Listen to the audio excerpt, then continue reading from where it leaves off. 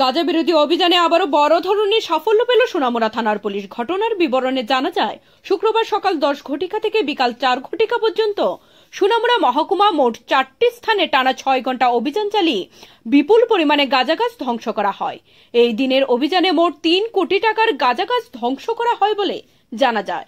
মোট 15টি প্লটে 2 লক্ষ গাঁজা গাছ ধ্বংস করা হয়, যার বাজারজাত মূল্য আনুমানিক 3 কোটি টাকা বলে জানান পুলিশ আধিকারিক বিবি দাস। এদিনের গাঁজা বিরোধী অভিযানে মোট 4টি স্থানে অভিযান চালায় পুলিশ। স্থানগুলি হল ময়নামা, পাঁচনালিয়া, ধনিরামপুর ও মগবাড়ি। এর মধ্যে সবচেয়ে বেশি গাঁজা চাষ করা হয় কমলনগর এলাকায়। দীর্ঘ কয়েক বছর যাবৎ কমলনগর এলাকায় রমরমা গাঁজা চাষ চলছে। পুলিশ নির্বিকার, কারণ কলমচোরা থানা ও সোনামুড়া থানার মাঝামাঝি স্থান কমলনগর এলাকা হওয়ায় পুলিশ ওইসব অঞ্চলে গাঁজা অভিযান করতে দেখা যায় না।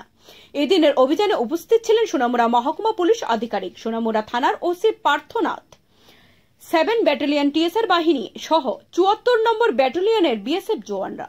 এদিনের অভিযান ছিল এবছরের সবচেয়ে বড় অভিযান। তবে মজার বিষয় হলো, গাঁজা চাষিরা যেসব অঞ্চলে গাঁজা চাষ করছে সেই সব অঞ্চল বেশিরভাগই বন দপ্তরের জায়গা।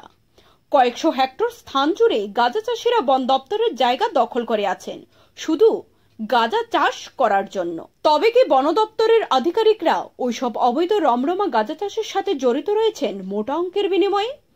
এটাই দেখার বিষয়। আর না হলে কিভাবে হাজারো হেক্টর জায়গা দখল করে নিয়েছে গাঁজা চাষিরা? বিশেষ করে বক্সনগর বন দপ্তরের অফিসের আধিকারিকরা গাঁজা চাষের সাথে জড়িত রয়েছেন বলে অভিজ্ঞ মহলের ধারণা। Bureau report, news vigilante.